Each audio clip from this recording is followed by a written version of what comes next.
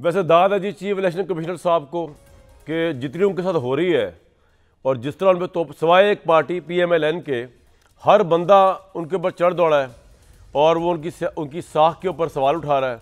Election के result जिस तरह रोके गए, इंटरनेट सर्विस जिस तरह बंद की गई, उसको लिंक कर रहे हैं लोग जिस तरह इलेक्शन कमीशन के नताइज से, जिस तरह उनके ऊपर आज सेनेट के अंदर गूंज हो रही है, जो गोलाबारी उन पर हो रही है, उनकी भी हिम्मत है कि वो अभी तक रिज़ाइन नहीं कर रहे। बड़ी बात है, बड़ी बात है। और एक वाहिद नफ्स है, यानी जो पार्टी है, नफ्स से बुरा यहाँ मैं पार्टी ले रहा हूँ, जो उनको खुलेआम सीना तान कर डिफेंड करती है, वो है PMLN। तो बस PMLN का सपोर्ट सिस्टम चल रहा है तो I think chief election commission चल रहे हैं। अदरवाइज तो कोई और सिविलाइज्ड सोसाइटी होती, उसके अंदर इतने इल्ज़ामात और इतने उसके बाद जो है वो मैं क्या लफ्ज़ यूज़ करूँ, उसमें ही आके इंसान जो है रिज़ाइन कर जाता। लेकिन खैर उनका राइट है, वो उनका ये भी पॉइंट भी हो सकता है चीफ इलेक्शन कमीशन साहब का तो सारी साजिश हो रही है मेरे खिलाफ PTI की, मैंने तो किया ही कुछ नहीं। लेकिन सारी पोलिटिकल पार्टीज जो है उन्होंने धांधली का इल्ज़ाम लगाया बशमूल PMLN के। लेकिन उस इस्तीफे का मुतालबा सिर्फ एक पार्टी कर रही है। आज सेनेट गूंजता रहा चीफ इलेक्शन कमिश्नर के मुस्ताफ़ी होने से, इस पर बात करेंगे। वफाकी हुकूमत में डिमांड सब ने कर दी हैं, पीपल्स पार्टी ने भी कर दी है, MQM ने भी कर दी है, मुल्क की खातिर कि वो कौन वजारतें लेगा, कौन गवर्नरशिप लेगा, कौन कैबिनेट में नहीं बैठेगा, सिर्फ चेयरपर्सनशिप लेगा, सेनेट की स्पीकरशिप लेगा, सदारत लेगा, मुल्क की खातिर ये सब कर रहे हैं। लेकिन अभी तक वफाकी हुकूमत का वजूद नहीं है, कुछ पता नहीं है कौन सी वफाकी हुकूमत होगी, किस तरह का प्राइम मिनिस्टर होगा, वो कौन होगा। हालांकि इलेक्शन हो चुके हैं, ये भी कहीं दुनिया में नहीं हुआ। इस पर तो लासिर हासिल बात करेंगे, लेकिन पहले ज़रा जो सेनेट गूंजता रहा, चीफ इलेक्शन कमिश्नर की ओहदा बड़ा इंपॉर्टेंट है इस वक्त, और इंपॉर्टेंट हो गया। वो क्यों, वो मैं आपको बताऊंगा अभी। पहले आप सुने कि उनके मुतल्लिक इस वक्त गुफ्तगू क्या हो रही है ऐवानों में। पाकिस्तान के सेनेटर्स कह रहे हैं कि जी चीफ इलेक्शन कमिश्नर गिरफ्तार करके इन पर आर्टिकल 6 गद्दारी का मुकदमा चलाया जाए। चीफ इलेक्शन कमिश्नर का बहुत ज़्यादा इसलिए भी इम्पॉर्टेंट है इस वक्त रोल जो है, पहले से भी ज़्यादा इंपॉर्टेंट हो गया क्योंकि पाकिस्तान में इस वक्त हर अहम हल्का चैलेंज हुआ हुआ है और वो इलेक्शन ट्रिब्यूनल यानी इलेक्शन कमीशन यानी कि चीफ इलेक्शन कमिश्नर की नाक के नीचे जो ट्रिब्यूनल्स बने हैं वहाँ पे वो मामला गया हुआ है, जो चैलेंज हुआ हुआ है। NA 130 नवाज शरीफ साहब से लेके मरीम नवाज साहिबा, ख्वाजा आसिफ अब्दुल हलीम खान साहब, अता तारड़ साहब, कैसरा इलाही, हनीफ अब्बासी साहब, पिंडी की नून लीग के कमर इस्लाम साहब, मियाँ महमूद, ये एक लिस्ट है, मेहरबानो कुरैशी, ये वो, इन सब ने चैलेंज किया हुआ है। तो वो ये कह रहे हैं कि जिस इलेक्शन कमीशन और कमिश्नर के अंडर ये इलेक्शन ऐसा हुआ है जिसको हमें चैलेंज करना पड़ गया है, उसकी मौजूदगी में किस तरह ये ट्रिब्यूनल साफ शफाफ फैसला कर सकते हैं। उज़मा बुखारी साहिबा, आमिर इलियास राना साहब, इरशाद भट्टी साहब। उज़मा साहिबा, आप तो खुद कह रहे हैं कि KP के अंदर धांधली हुई है। आप लोगों ने अपने सोशल मीडिया के ऊपर दिखाया कि वहाँ पे जो है गंदगी के ड्रम में से जो है वो मिले, शेर पे लगे हुए ठप्पे मिले। आपको सबसे पहले मुतालबा करना चाहिए कि चीफ इलेक्शन कमिश्नर रिजाइन करे। क्रिमिनल नेग्लिजेंस है या इनकम्पिटेंस है, in either way it is the most controversial election that he has given to this nation. ये सेनेटर्स कह रहे हैं, ये आपके लोग भी कह रहे हैं, आप खुद भी कह रहे हैं, लेकिन आप उसके इस्तीफे का मुतालबा उल्टा आप उसको डिफेंड कर रहे हैं। वो जब इलेक्शन कमीशन को एक बंदा का डिफेंड कर रहा है तो वो आप लोग हैं, क्यों?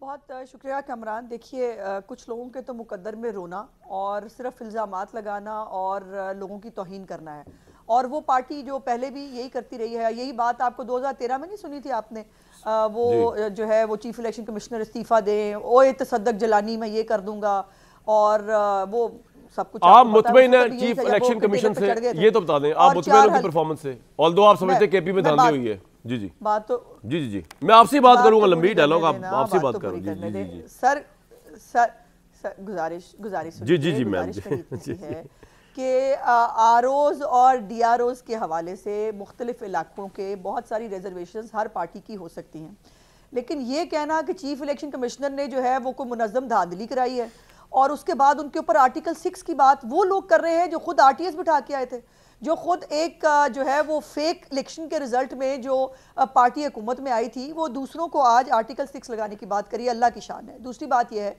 कि ये जो चीफ इलेक्शन कमिश्नर से आज उन्होंने इस्तीफा मांगा है, हसन अयूब साहब हमारे बड़े अच्छे जर्नलिस्ट हैं, जी भाई हमारे, उनको कंट्रोवर्शियल ना कर दीजिएगा बस। इन्फॉर्मेशन में बहुत सारी चीजें हैं। जी बताएं। खुदा का खौफ करो कमरान, पहले ही तुम एक स्वीपिंग स्टेटमेंट दे देते हो। नहीं मुझे इरशाद भट्टी साहब को तुम ऐसे नहीं रोकते जैसे तुम मुझे रोकते हो।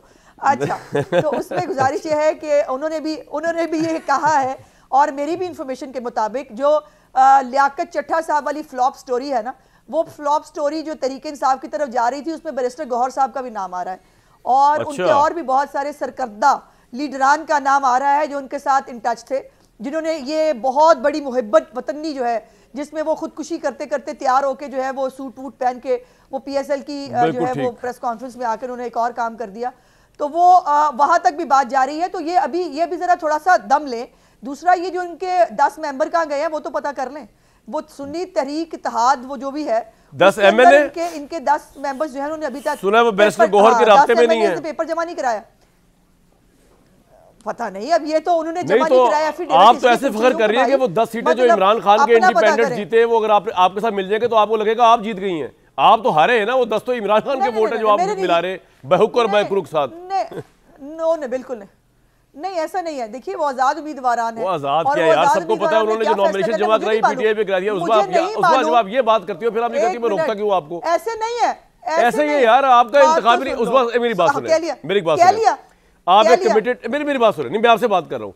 आपका सारी दुनिया को पता है PMLN के साथ कमिटेड वर्कर है, आपके साथ आपका इंतखाबी निशान ले लिया जाए, आप PMLN के कैंडिडेट की कागज के ऊपर जो अपना जमा कराएं, आपको आप वोट मांगे PMLN के नाम पे, पूरे वोटर्स को पता है आपको नवाज शरीफ के नाम पे वोट दिया जा रहा है, तो आपने तो अवाम को लेट डाउन किया, अवाम को बेवकूफ बनाया, वोट लेके आप इमरान खान के साथ जाके मिल जाएं।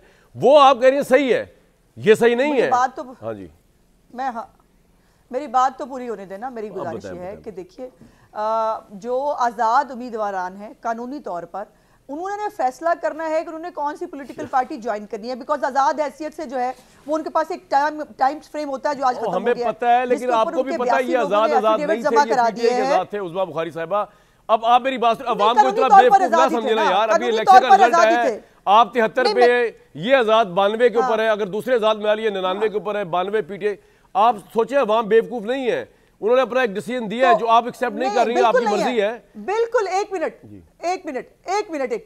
कोई वाकई अवाम बेवकूफ नहीं है। वो अवाम जो है जो ये खुद एक तरफ फॉर्म 45 का रोना रोते हैं, दूसरी तरफ जब अपलोड करते हैं, आपने फॉर्म 45 खोल के देखे इन पे 3 हरफ भेजें जो गलत अपलोड कर रहे हैं। हम वो देखा आपने नाम के ऊपर ना थंब इंप्रेशन है, नाम के ऊपर ID कार्ड है, ना उनके पास साइन है। आप कभी भी जो है ना गई गुजरे एग्जांपल दिए ही ना करें अपनी दलील के अंदर वो साबित करने के लिए। आपके पास अच्छे दलाइल है, मुझे पता है, बड़ी अच्छी लॉयर है, आपको मैं आज से थोड़ी 15 साल जानता हूँ।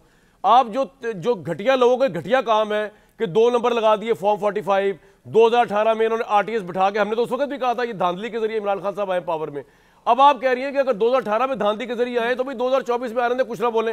भाई मैं तो उस वक्त भी बोला था, मैं अभी बोलूंगा, मेरा तो ये फर्क है ना। आप कह रही हैं कि नहीं उस वक्त बोला ठीक था, ठीक है, अब ना बोले। ये कह रही हूँ जी, नो, मैं कामरान ये कह रही हूँ कि हमें वो इखलाकियात का, कानून का और उनको दफा करें जी। हम तो आपसे कह रहे हैं कि इलेक्शन कमीशन मुस्ताफी क्यों ना हो। मैं उनकी बात, अच्छा आपका पॉइंट आ गया, आपका पॉइंट इल्जामात के ऊपर नहीं, इस मुल्क में तो जो इमरान खान के साथ खड़ा होगा इस मुल्क में रह भी वो, एक मिनट, मैं बड़ी इंपॉर्टेंट बात करनी कामरान, सिर्फ मुझे अलाउ कर दे 2 जुमले। बोले। इस मुल्क में चीफ इलेक्शन कमिश्नर जो है वो अपॉइंट खुद बेशक किया हो, लेकिन अगर इमरान खान की इंस्ट्रक्शंस में चलेगा तो वो इस मुल्क में रह सकता है। सरकारी मुलाजिम, अच्छा मैं आपको मशवरा दे रहा हूं, इस मुल्क के अंदर अब आप एक मेरा मशवरा सुन लें, खुदा का वास्ता मेरी बात सुने, अदरवाइज इस मुल्क में उसको रहने नहीं दिया जाएगा। खुदा का वास्ता मेरी आपसे 10 बजस्ता रिक्वेस्ट है, इमरान खान को अपने ज़हनों से निकाल के उठा के बाहर फेंक दें।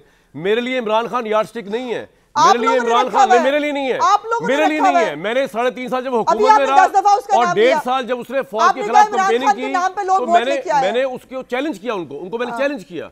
ये बात नहीं है, मेरे लिए वो यार्डस्टिक नहीं है। आपके लिए जो हर बुराई और जो हर गलत काम इमरान खान ने किया वो जस्टिफिकेशन बन जाती है आपके हर गलत काम की। जो 2018 में उसने किया वो भाई गलत है ना, जो उन्होंने गलत किया वो भी गलत है। It can not be justification. मैं क्या करूं? चलो जी, पॉइंट आ गया आपका। अच्छा जी, I am not justifying at all, I am not justifying आप प्रोग्राम रिमाइंड करके देखिएगा, आप जस्टिफाई कर रही हैं। मुतालबा कर रहे हैं जो हाई पेडेस्टेरियन पे खड़े हैं ना, मैं उनकी बात कर रही हूं।